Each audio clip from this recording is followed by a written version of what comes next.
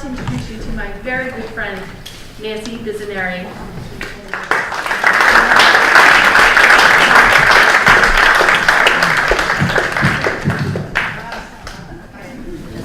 Do I need to adjust this? I even wore my heels on. I wouldn't have to do that. I'm not sure. There you go. I'm trying. I have to tell you first that this is not a new fashion trend, so don't worry about it. But this goes along with my story. So, if you are a native or a longtime resident of the area, you may remember that in August 19th of 1991, we had an event happen, and that was the arrival of Hurricane Bob. I should have been at Falmouth at that time, but I found myself at Mass General Hospital. And the reason for my visit at Mass General Hospital was that in the waning days of July, I was involved in a tug of war with a boat propeller, and I lost. And what I lost was my left thumb in Great Bay.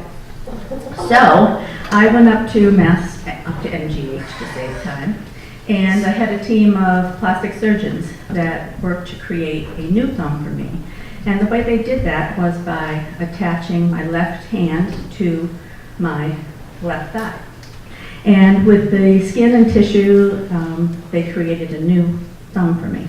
But I also, because of that, I had to be attached to myself, as you see me now. So this was my outfit. It had a matching little Johnny underneath, so I was quite attractive walking around the hospital. But anyways, after they had done that, I had to spend a month at MGH. And the reason I spent that month was because I had a young family. I had a 2-year-old daughter and I had a 7-year-old son. And they were very afraid that they would jump on me or something would happen and there would be a problem. So I talked to my family and they agreed that they would take over child care duties for me while I spent my month at the spa. So anyways, what they did was phenomenal for me. My husband at the time, Mike, he worked and then he would take care of these 2 little kids, and especially after the hurricane, when you have no water and no electricity, no hot water, no electricity, you have yellow jackets flying around. I'm sure it was a great old time. The kids were probably happy that they didn't have to take baths every day, unless he had them outside in the sprinkler. I really don't know because I wasn't there. But he was phenomenal. And then I had my mother and my sister-in-law, Linda, who would trade off on child care duties. I have a wonderful sister, one sibling, who is in the audience tonight. And she came in, she's a nurse, and she came in to make sure that they were doing everything they were supposed to do. I didn't like that she moved me, especially those first few days. I kept saying to her, no, I'm comfortable. You don't need to move me. But she tortured me like she has my whole life. And she made sure I moved, so I guess you get bed sores. I don't know. And then I had my father who worked, and then he would drive up on regular occasions to visit with me, which was really nice. And he really should have had his own parking spot because he was there so often, but MGH didn't go along with that. So he had to pay. So that was my experience. And after I started feeling better, I started with my own exercise program. I started with the floor, but that's a square, so that gets really boring after a while. So I ventured out into other wings, and then I had to keep going. So I went down the elevator to the gift shop to get my occasional Milky Way, because even though the food at the hospital was fantastic, as I'm sure you will agree, well, at least I got to choose every now and then what I ate, but at least they brought it to me in 3 meals a day, so that was pretty good. But so I progressed, and I started to wonder, going down that elevator and walking around, you don't usually see too many people walking around as I am right now. I was thinking to myself, maybe they thought they should contact security or something, that maybe I'm trying to escape, but they didn't. They just kind of went their way, and so did I. And one of these days, I remember walking down, and you know, you try not to look in other rooms because you don't want to intrude on people's privacy. But this one woman, she looked at me, and I looked at her, and looked like she wanted some company. So I went in and talked to her, and we ended up having good conversations. And I never really asked her what was going on because I kind of felt that she had some mental or psychological things going on. But it was so nice when she left right before I did, and she called me at the hospital, and she said, you know, you really helped me during that time that I was at the hospital. I really appreciate it. And she wished me all, you know, good luck with my surgery, my final surgery at that time. So anyways, the month goes on, and at the end of the month, I thought, well, you know, I've been in this for a month now, and it's comfortable enough, so I think I'm gonna bring it home. So I did. And, you know, people that know me know that I'm the poster child of honesty, but I couldn't resist. I said, after a month, I think I deserve this, which now my family is really tired of looking at, especially in the summertime when I put this on as my robe. I do have other robes, by the way.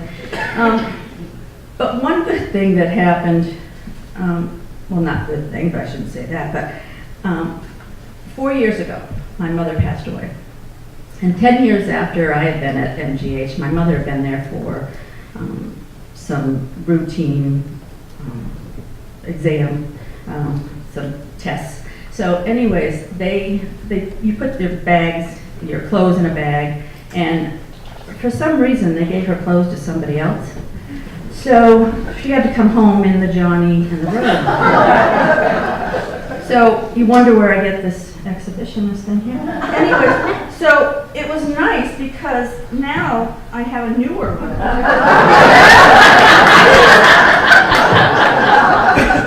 And you can see the logo here, which, you know, it's quite attractive. Anyways, now I have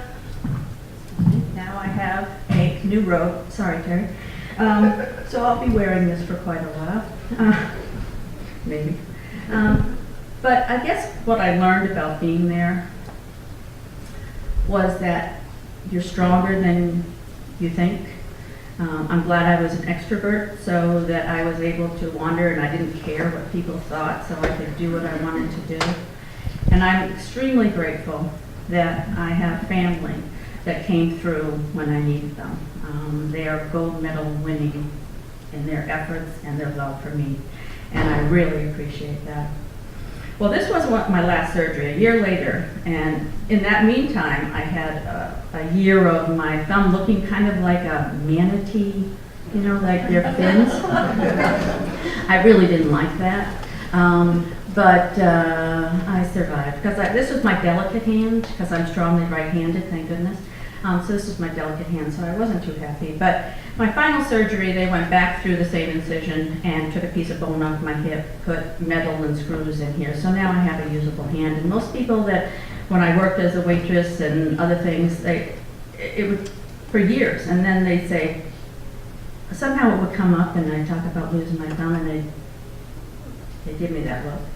Like, what do you mean you lost your thumb?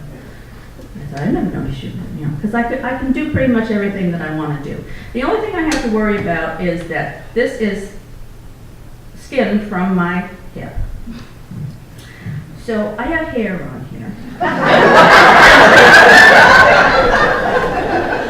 Which it's part of my routine to trim my hair.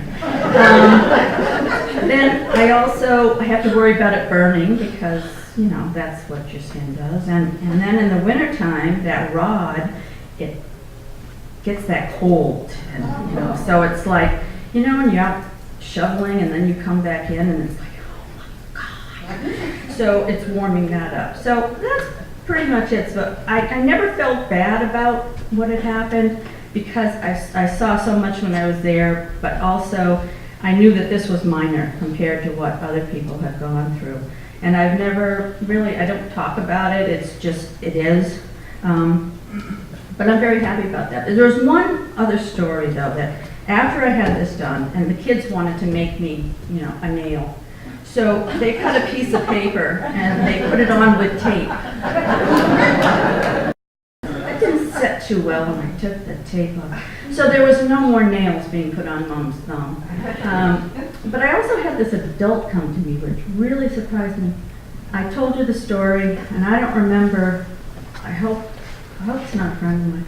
Anyways, but she said to me, well, she said, will your thumbnail grow back?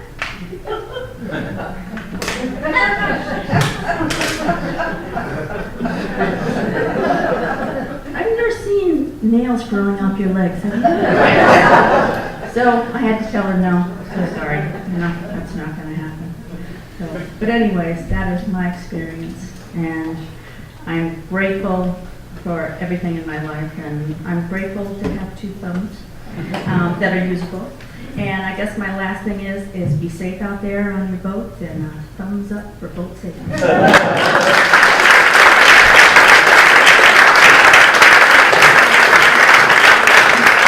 our next together is Jeff Johnson.